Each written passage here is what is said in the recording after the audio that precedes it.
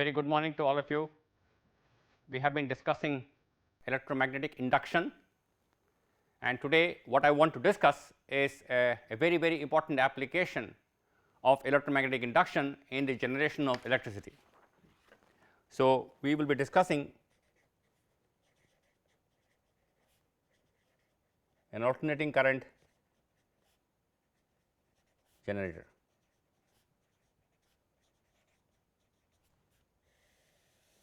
Or an AC generator.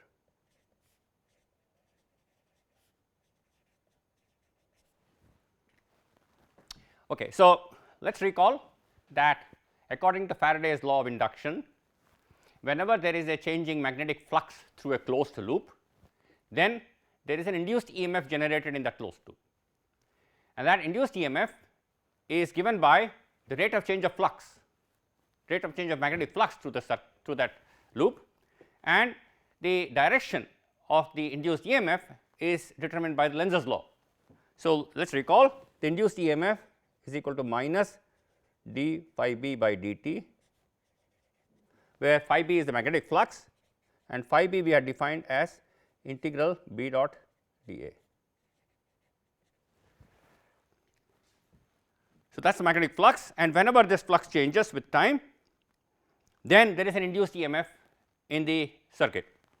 Now, if I take a region, suppose I take a small region of space where B is uniform,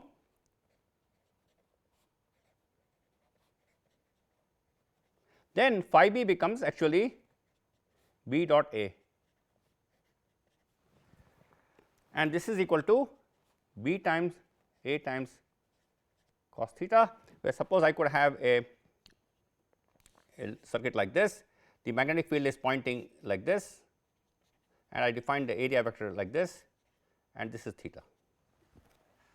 So, remember, I must consistently use the EMF generation, calculation of EMF on the left hand side with the magnetic flux which I am defining on the right hand side, because the area I am defining like this, the induced EMF calculation, the loop calculation must be like this. EMF, which is integral E dot dl, must be integrated in this direction, so that I am in the right handed screw notation.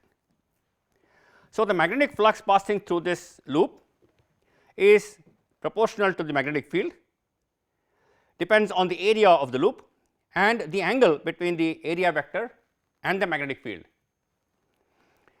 If any of these changes, if any of these quantities change, then there is a change in the magnetic flux, and that change in magnetic flux will induce an EMF.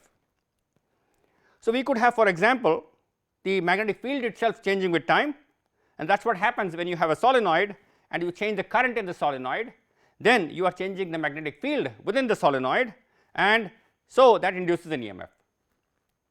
You could change the area keeping other two terms constant. You can change the area, for example, when we had calculated the motional EMF, where we had a conductor moving on another conductor, we showed that there is an area which is changing with time, and that area change with time creates a changing flux with time, and that creates an induced EMF. It is also possible that both magnetic field and area remain constant, the magnitude of area remains constant, but this angle theta changes.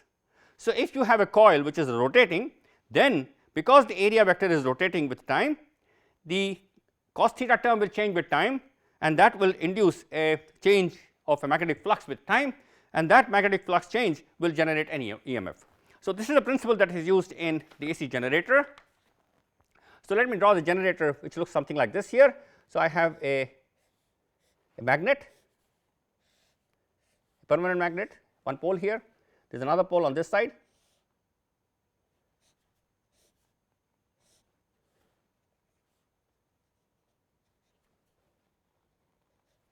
So, let me assume this is the north and this is the south.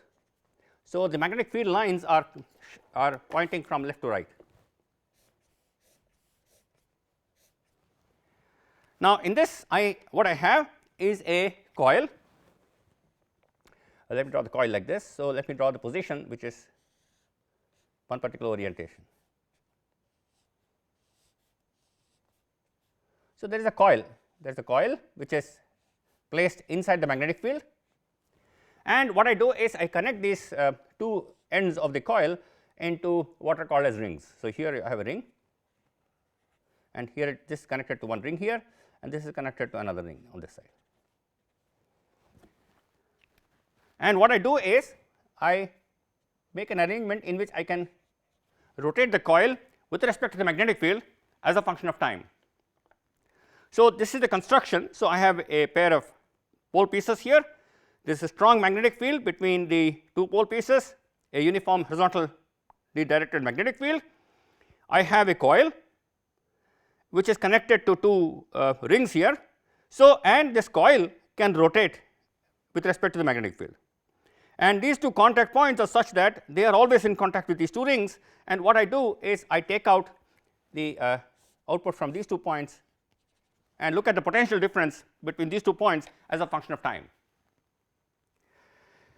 So, when the coil rotates, the area vector rotates.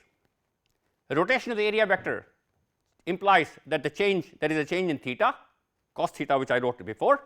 As theta changes with time, the magnetic flux passing through this loop changes with time, and the changing magnetic flux will induce an EMF, which will develop a potential difference across these 2 points in the outside circuit. So, this potential difference I can use to drive current through an external circuit. So, let me try to illustrate what will happen through a slide here. So, let me show that this is the slide. So, these are the 2 points here, P is here and Q is here. So, I have purposely drawn one as a red line and the other as a blue line. So, I show this too, and so what happens is at some instant of time the coil is like this. So, let me assume the magnetic field is horizontal, and let me assume the magnetic field is coming out of this paper.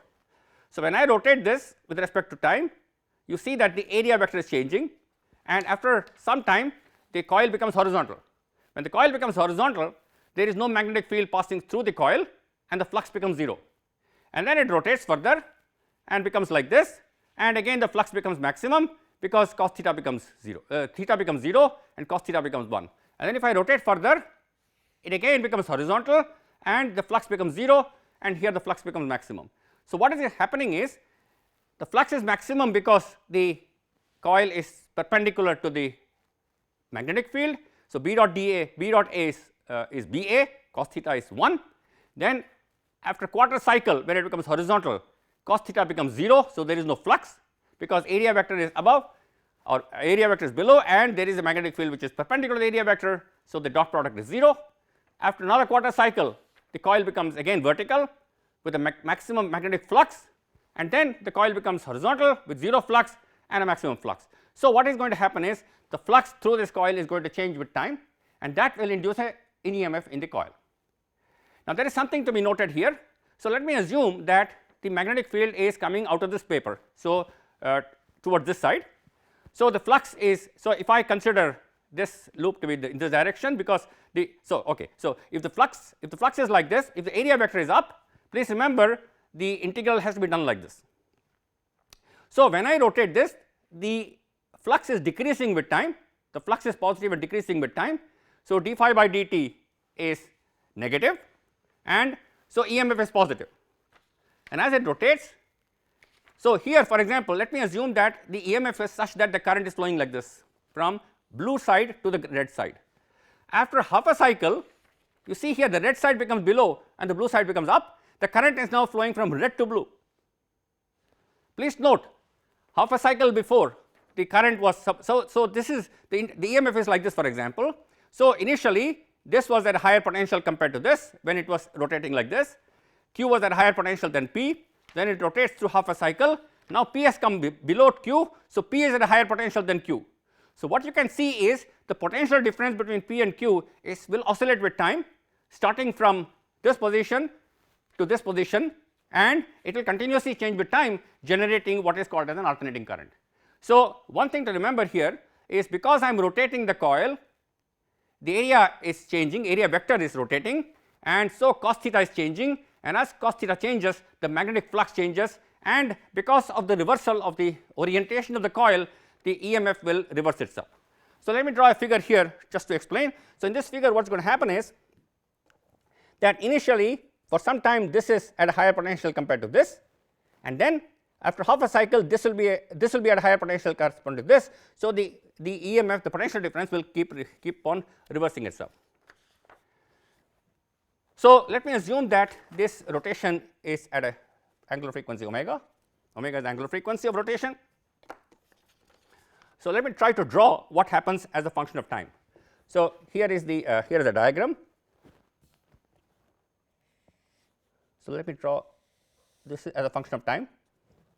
Let me draw the flux, magnetic flux. So, let me start by looking at the coil. So, let me start by assuming that the coil is perpendicular to the magnetic field. So, the flux is maximum, the flux will go through one full cycle in a certain time. So, this is the time for one full cycle of revolution of the coil. Now, at this position the coil was like this, at this position the coil is like this, at this position again the coil is like this, at this position the coil is horizontal, and at this position the coil has become again vertical, and the coil is rotating like this. So, if I were to draw an area vector, here the area vector was pointing like this, here the area vector is pointing downward, here the area vector is pointing left, here the area vector is pointing up, and here the area vector is pointing to the right. So, you see this arrow is rotating as a function of time. It was pointing like this, after some time it becomes like this, then it becomes like this, then it goes up, and then it becomes. So, this cycle is repeated again and again, and the frequency of oscillation, the frequency of rotation I have said as omega, and so the flux is changing with time. Now, if I want to draw on the same figure an EMF generated, please remember EMF is proportional to minus d phi by dt.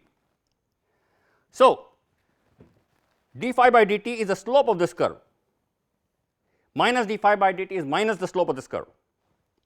So, let me see in this region. So, in this region d phi by dt is less than 0 till this point, and then here d phi by dt is greater than 0. In this half of the cycle d phi by dt is less than 0 because the slope you can see of this curve as a function of time is negative. Then at this point the slope becomes positive, phi is increasing with time, here phi is decreasing with time. So, d phi by dt is negative here, d phi by dt is positive here. So, because d phi by dt is negative here, the induced EMF is positive and induced EMF here is negative. So, the induced EMF between these two terminals keeps on changing its sign periodically with time, and so if I were to draw the induced EMF here, what will happen is it will look something like this. So, this is this point, this is this point, this is this point here. So, it will go to maximum. So, this is EMF. So, at this point rate of change of flux is 0 because the curve is horizontal, d phi by dt is 0, then d phi by dt is negative. So, EMF is positive, it becomes maximum at this point when the rate of change of d phi by rate of change of phi is maximum, slope is maximum. Then as you come to this point d phi by dt becomes again 0, and so there is no induced EMF. Beyond this point d phi by dt is positive, the flux is increasing with time, which means essentially that the induced EMF is negative and induced EMF goes like this, and this repeats itself periodically. So, this is a generator, this is a device which generates alternating EMF between these two terminals. So, half the cycle this is positive with respect to this, another half of the cycle this is positive with respect to this. So, this keeps on changing with time, and this is called an AC generator. So, if I were to draw again another figure here, so the coil will be looking like this with area pointing here, here the coil is looking like this with area pointing up, sorry down, here the coil is like this with area pointing to the left, here the coil is like this with the area, with area pointing up, and here the coil is like this with the area pointing here, and in between you will see that this has rotated like this with area going like this, here it has rotated in this direction, here it has rotated like this, and here is rotated. So, it starts from being oriented like this, then after some time it becomes like this, then it becomes like this, then it rotates to this position, then it rotates this position, then this position, then this position, then this position and this position. And as you can see here, the orientation of this area vector direction, if it was like this, the area vector is to the left, then it changes down, then it becomes to this direction, then it goes like this and then rotates. So, that is one complete cycle, and this results in induced EMF, which is changing as a function of time. So, I can actually write an equation. So, the magnetic flux phi b is b times A cos theta, where let me assume that this is my coil, this is the magnetic field direction and this is the area vector and this angle is theta. So, that is a coil, that is a side view of the coil, and this coil is rotating as a function of time. So, because the coil is rotating as a function of time, theta will be varying as a function of time, theta at any time will be omega t. It is a rotating coil. So, as a function of time, if I start from theta is equal to 0, at t is equal to 0, theta is equal to 0, as time progresses the theta keeps on changing with time, and so the magnetic flux is actually given by b times A times cos omega t. So, the induced EMF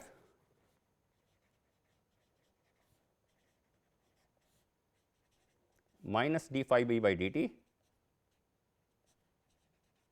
which is equal to minus b A omega into minus sin omega t,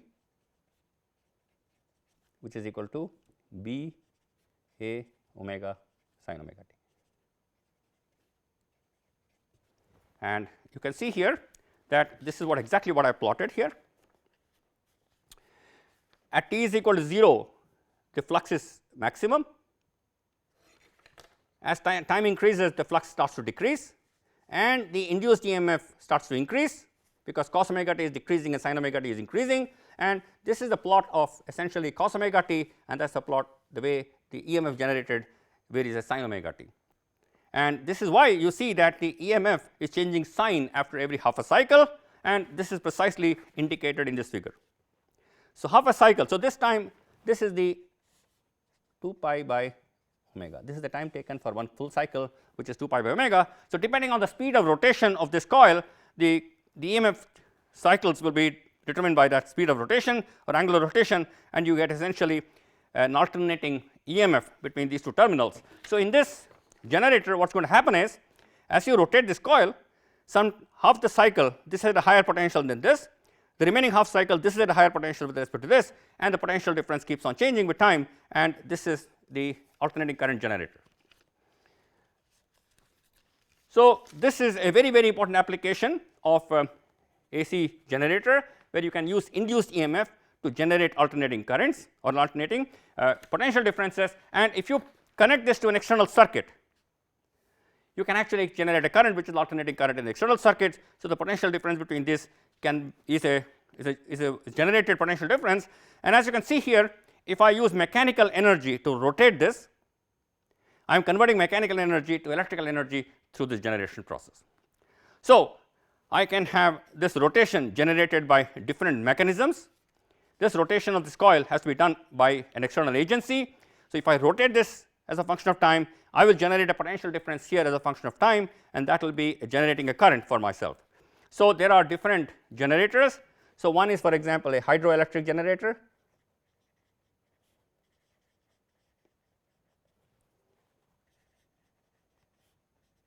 Hydroelectric generator, here mechanical energy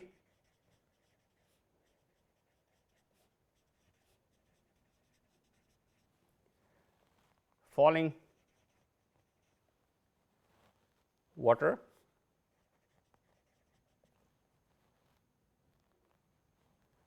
mechanical energy from falling water is the mechanical energy that is converted, and this can happen in, for example, dams.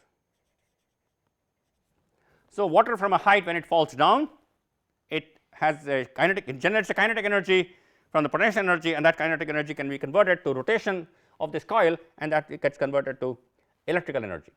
Then you can have thermal generators,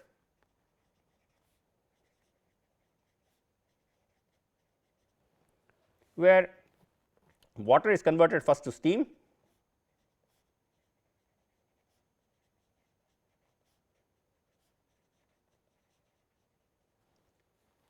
using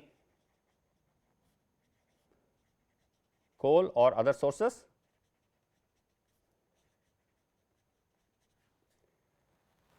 Then steam at high pressure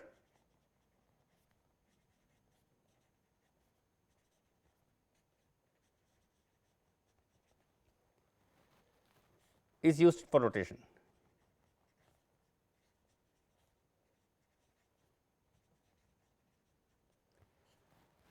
You can also have nuclear generators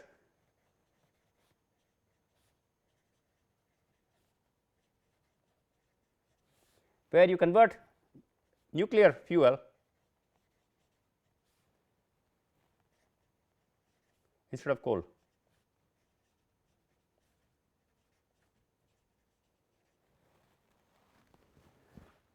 And as I mentioned, the frequency of this induced EMF, that means this time period,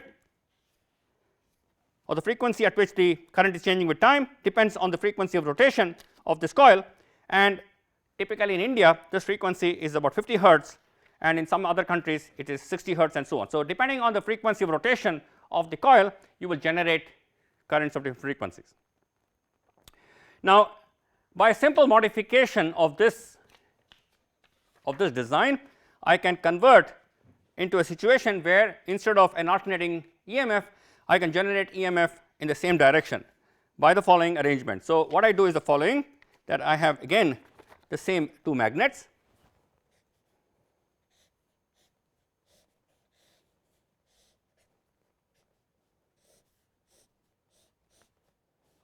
and what I do now is the coil which I am using here, the coil is like this,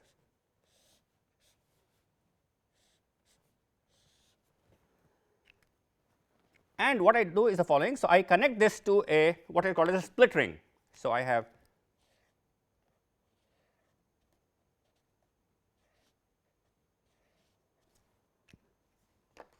so this is connected here and this is connected here. So, I must draw it to the full here. So, that is a ring here, that is another ring here, split ring, and the two contacts are taken from here.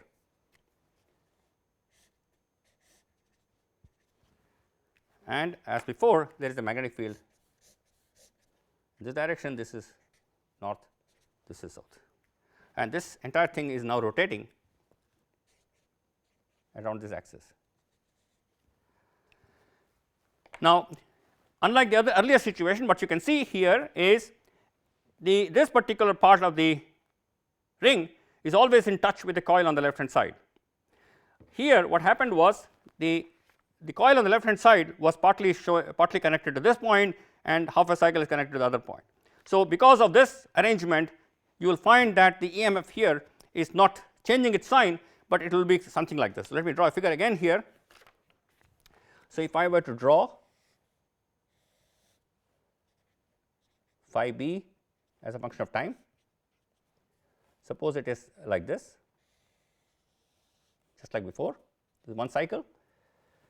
Let me draw the induced EMF here.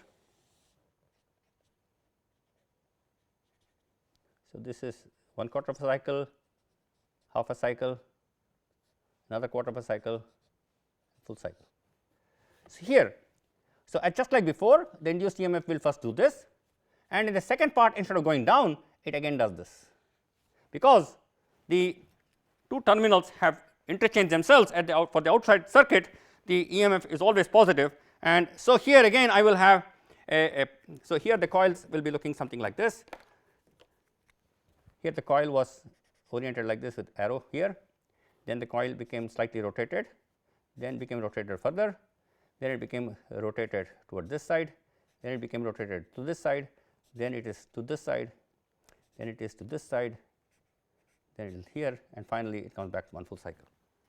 So, this coil is still rotating in the same fashion, goes from here to here to here to here to here to here to here to here to here. But what is happening is, in this part of the cycle, the two terminals have interchanged themselves. So, instead of generating an alternating current, you are generating a current in the same direction, and so you can actually have what is called as a DC generator.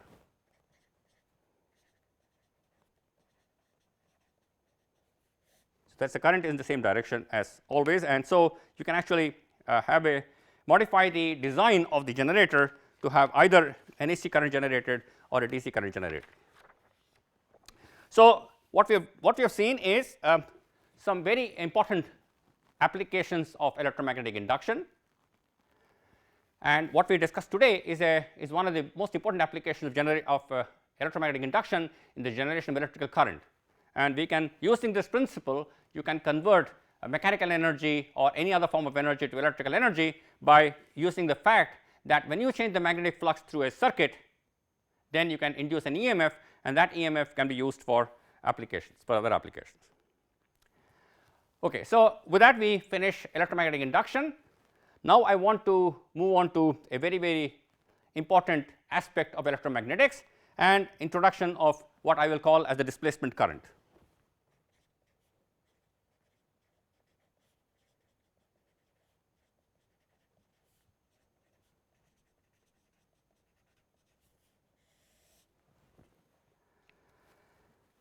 Now, let me try to introduce this concept through the following problem. So, let me again go back to Ampere's law.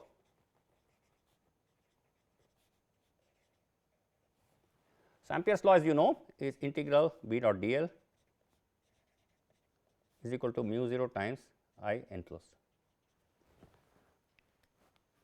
So, if you have a current, then and if you take a loop of integration, then integral B dot dl over that loop must be equal to mu naught times the enclosed current. Now, so let me look at the following problem. So, I have a situation where I have a wire connected to a parallel plate capacitor. So, here is the capacitor plate, the second plate is somewhere here,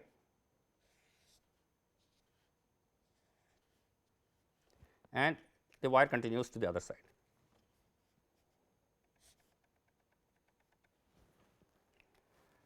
It is a parallel plate capacitor, and I want to determine the magnetic field of this. So, what I am going to do is now assume that there is a current which is changing as a function of time, that is I am charging the capacitor.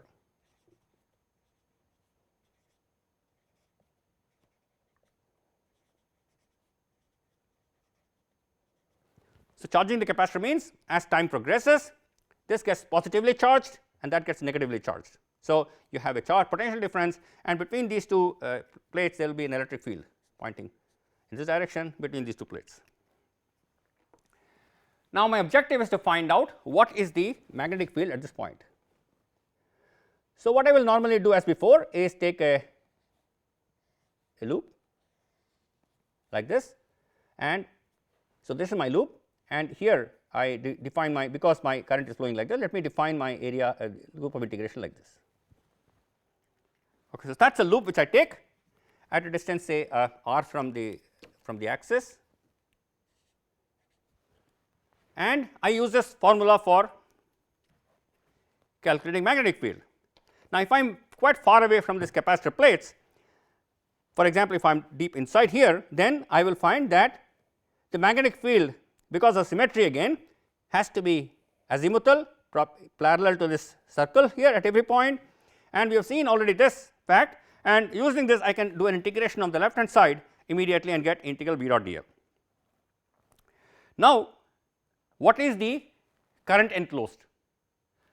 The current enclosed is determined by, I must draw a surface for which this particular loop is a boundary, and the current enclosed is the current crossing this surface. So, given a loop of integration, I must draw a surface with this loop of integration as the boundary, and that surface, as I mentioned before, has to have this as the boundary. Now, I can choose any surface as long as I am consistently defining the enclosed current direction and the direction of integration of the loop. So, if I integrate like this, the current must be positive current is towards me, if I am integrating like this, positive current is away from me. So, depending on the direction of loop integration, the enclosed current has positive or negative sign. Now, so obviously, the first effect that you will see is why not take this surface, the flat surface which is on which the loop is lying, and in that case the current enclosed is simply the current passing through the wire. So, if I am given this loop of integration, then I will choose, I can choose a surface, one surface which I can choose is this surface which is a flat surface, and the current passing through that surface is simply I. Now, there is no requirement that I choose only this surface. For example, I can choose another surface. So, let me draw another figure here, and this figure. So, let me again draw the capacitor. So, here is the capacitor plate, here is another capacitor plate, the wire is coming from here, this wire is going away from here, and so this current is flowing in like this, and again the loop looks something like this. That is my loop. Now, there is no necessity that I must choose the flat surface. I can choose a surface which looks like this.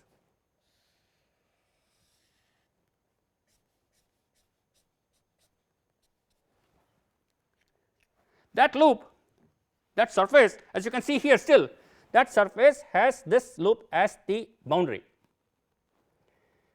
but that surface does not intersect the wire anywhere. It passes between the capacitor plates.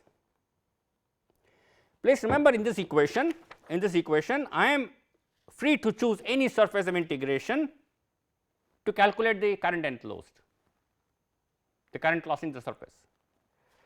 For a given loop, integral B dot dl is known, and so if I take this loop and if I take this surface of integration, which is surface cutting through the wire, I enclosed is simply the current passing through the wire. On the other hand, if I happen to choose a surface which is passing between the capacitor plates, and as the current changes, I can see that on the right hand side there is no current enclosed, because the surface is not crossing the wire at all, and this wire is beyond that point. So, this current is passing away from here. So, it looks to me that the right hand side is 0 and I get a different result. If I use this surface, I get a finite value for the right hand side. If I use this surface, I get a 0 value for the right hand side. So, there is something wrong, there is something incomplete in this equation, and this was actually discovered by Maxwell, James Clerk Maxwell, and he modified this equation by adding a very, very important term, which is what I will call as the displacement current. So, there is some incomplete, this equation seems to be incomplete, because depending on the surface which I take, I get a different value of the right hand side, and there must be a problem with this equation.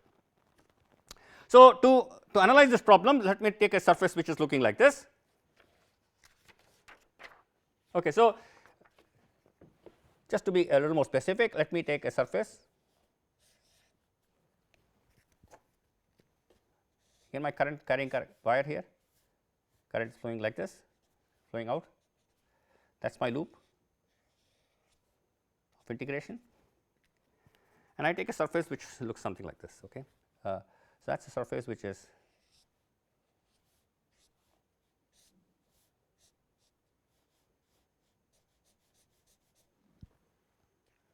a cylindrical surface which is lying like this, for example.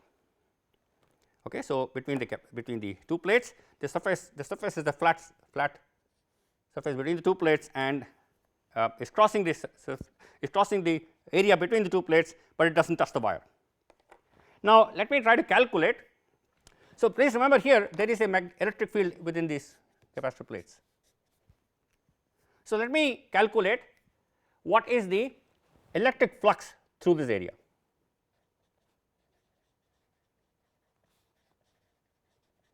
Electric flux through this area, phi electric, is equal to integral E dot dA. So, let me calculate the electric flux through this entire surface, which I have now drawn, and that is given by E dot dA. So, if I neglect fringing fields in the capacitor, the field is uniform within the area between the two capacitor plates, and this simply becomes equal to E times A. Area is the area enclosed by this surface, and if this surface depending on the area. Now, what is the current that is passing through the wire? I is equal to dq by dt.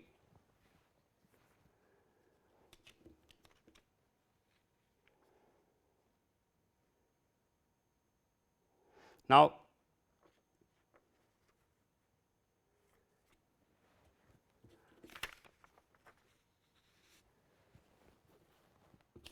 which is equal to epsilon 0 d phi E by dt. So, the flux is given by E times A, and so let me rewrite this equation again here. Flux is given by E times A, E is sigma by epsilon 0 into A, which is equal to q by epsilon 0. So, the electric flux is given by phi E is equal to integral E dot dA, and the flux is simply given by, because electric field is uniform, A is the area of the plates. So, E times A, and the electric field is given by sigma by epsilon 0, sigma is the surface charge density,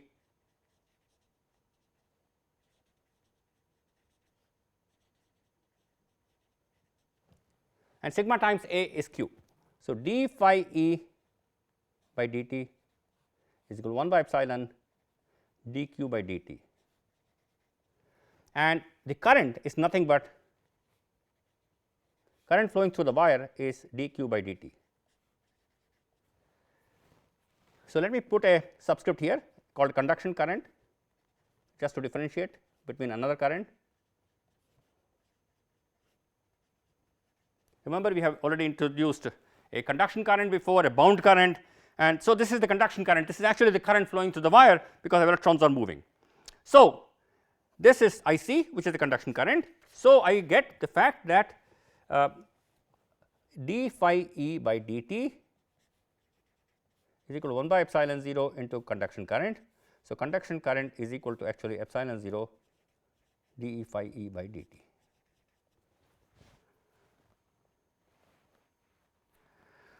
Okay. So, if I, for example, modify the Ampere's law.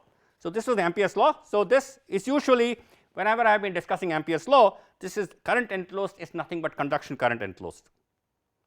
So, I can write this as mu 0 times conduction current enclosed. Okay. C stands for conduction current, and on the right hand side it is always the current which is enclosed, and in this case it is conduction current enclosed.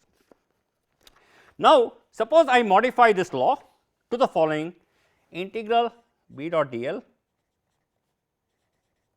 is equal to mu naught times I c plus mu naught epsilon naught d phi E by dt. So, let me modify the Ampere's law to this. Now, you see what happens if I take a surface which is like this, which I wrote before. If this is the loop of integration and if this is the surface, then the second term is 0, there is no electric flux, and the first term gives me mu naught I c. So, if I use this on the right hand side, if I use the surface to calculate the right hand side as the flat surface containing this loop, then in this right hand side of this equation, the second term is 0 because there is no electric flux, and only the first term contributes, which is mu naught I c.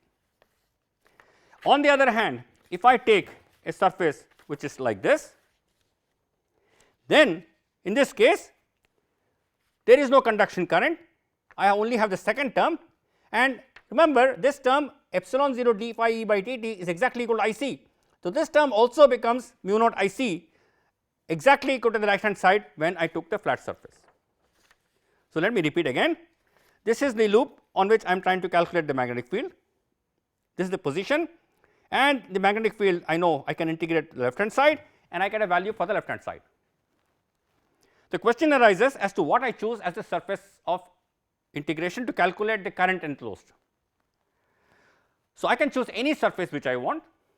If I happen to choose the flat surface in which the current is crossing, then the right hand side is simply mu naught I enclosed, I current and I conduction, which is the first term. The second term is absent because there is no electric field flux.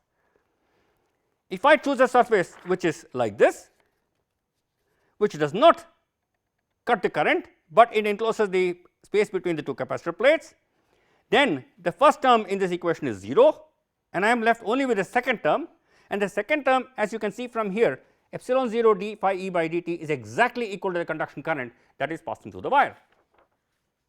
So, this equation becomes valid whether I take a surface which is in which the wire is cutting, or I take a surface in which the wire is not cutting, but I am passing through between the capacitor plates.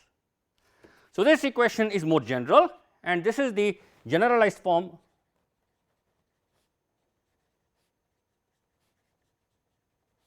of Ampere's law.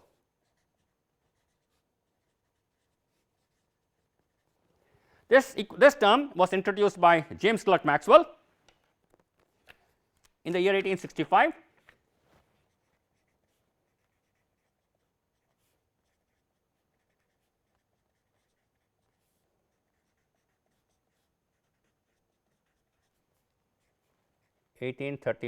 to 1879. He introduced modification to Ampere's law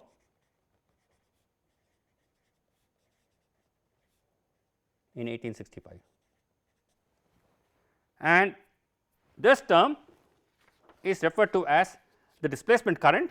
This term which is coming here is called the displacement current, and that happens to be equal to conduction current in this case. So, this is called the displacement current.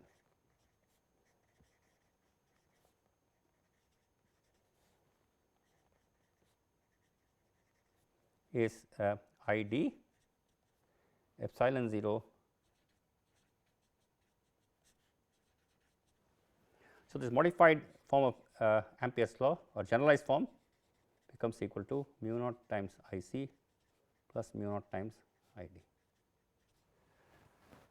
So, there is a conduction current term on the right hand side and there is a displacement current term on the right hand side, both together have to be taken into account in this, and this was a very major modification of the Ampere's law introduced by Maxwell, and it not only corrects the Ampere's law, as we will see that this introduces a completely different picture to electromagnetic equations, because it predicts, as I will show you later on, the existence of electromagnetic waves, the existence of waves which are just electric and magnetic fields, and light is a form of electromagnetic wave, radio waves are electromagnetic waves, gamma rays are electromagnetic waves, X-rays are electromagnetic waves. So, there is the electromagnetic waves have a very broad spectrum of wavelengths and frequencies, and the existence of electromagnetic waves came up through mathematical formulation in which Maxwell introduced this term, and this is called the displacement current.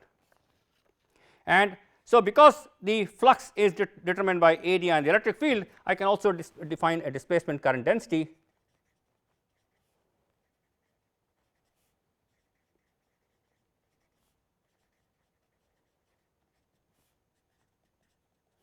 epsilon 0. This is in free space.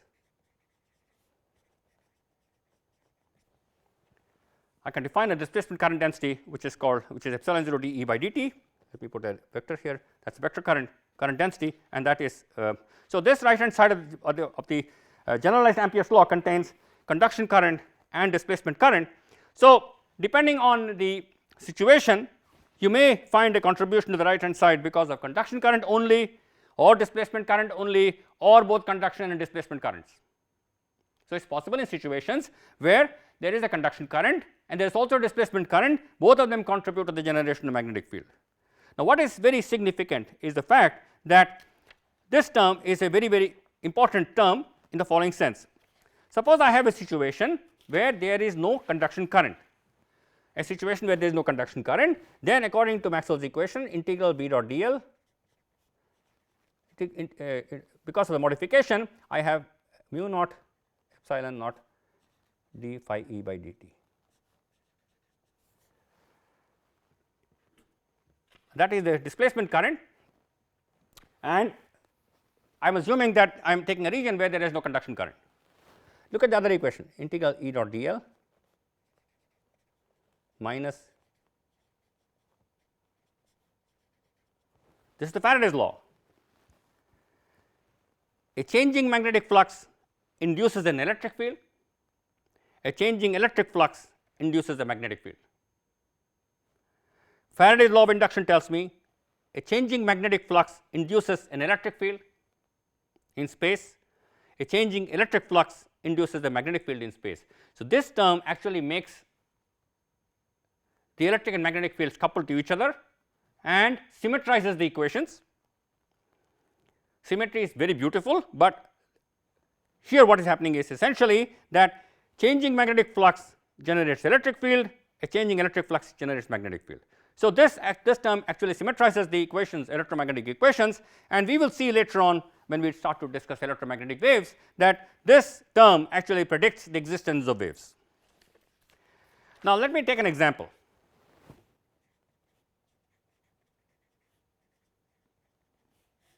An example I want to consider is a parallel plate capacitor.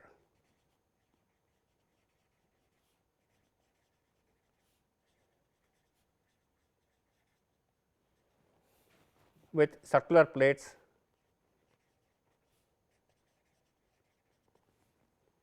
of radii r, and capacitor is getting charged.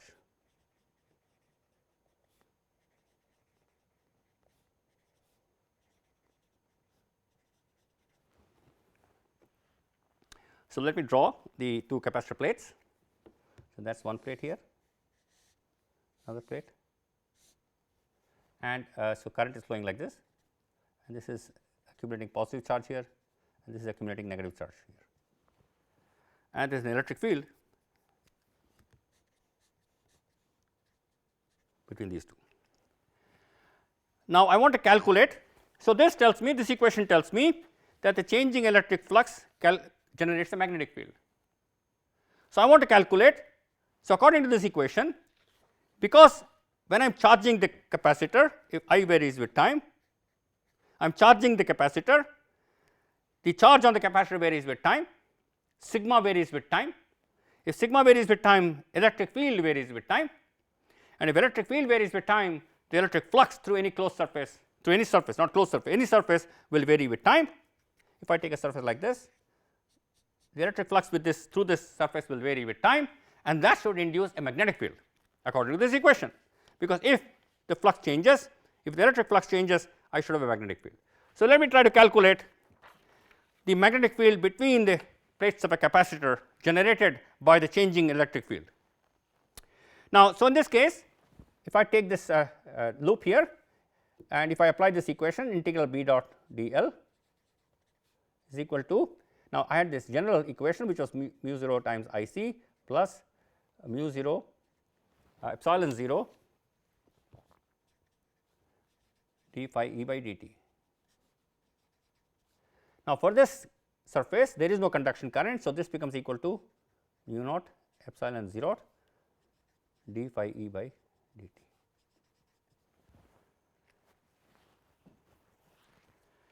Now, because the plates are circular, there is circular symmetry, there is no variation with this direction, with this distance here between the two plates, the electric field is uniform, and so the magnetic field will have only an azimuthal component. It cannot have a radial component because of the magnetic flux, total flux through any closed surface being 0. There cannot be radial magnetic field, there must be an azimuthal magnetic field. So, the magnetic field must be pointing azimuthally like this. So, let me use this argument to calculate the magnetic field. So, first thing is, what is the electric flux? Phi E is equal to the electric field into this area. So, let me take an area radius r. So, electric field into area, which is equal to sigma by epsilon 0 into pi r square. And what is sigma?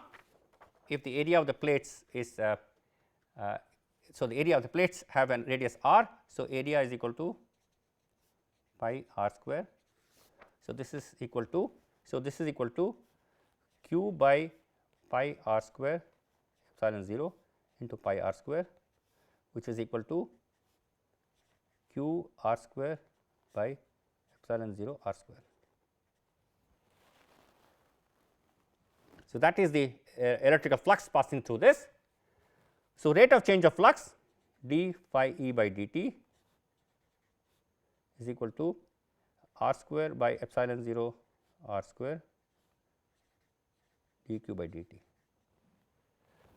and dq by dt is nothing but the current that is charging the capacitor. So, this is r square by epsilon 0 r square into I. So, the rate of change of flux through this loop, small r I am assuming to be less than capital R. That means, I am taking a loop within the capacitor plates and smaller radius than the radius of the capacitor plates itself. So, I get d phi e by dt is this thing, and integral b dot dl. Now, as I mentioned, because of symmetry, the magnetic field will have to be azimuthal, and if I calculate the b dot dl, I will get 2 pi r times b. Please note that I must take the correct direction. If the electric field is pointing to the right and I am integrating the flux as a positive quantity, which means the area vector of the area is pointing to the right here, which means that the direction of the magnetic field must be like this, and so I get an equation. So, if I use this equation, b dot dl is equal to mu 0 epsilon 0 d phi e by dt. This gives me 2 pi r times b is equal to mu naught epsilon naught into d phi e by dt. I just now calculated r square by epsilon 0 r square into I, which is, so b is equal to, so epsilon 0 goes off, and so I get mu naught I by 2 pi r square into r. So, one of the r cancels off and I get mu naught I r by 2 pi r square. So, magnetic field within the area of the plates increases with small r.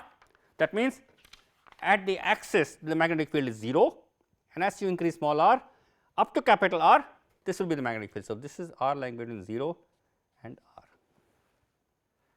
Similarly, I can calculate the magnetic field outside the plates of the capacitor. So, if I draw the figure again, I have the capacitor plate like this. Now, my loop is outside the place of the capacitor, but the electric field is only in this region.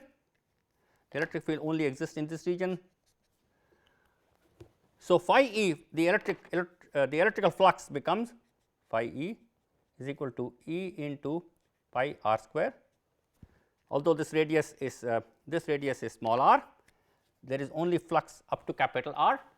So, this is equal to sigma by epsilon 0 pi r square, which is equal to q by epsilon 0, because pi r square is the area of the plates, sigma is the charge density, and so d phi e by dt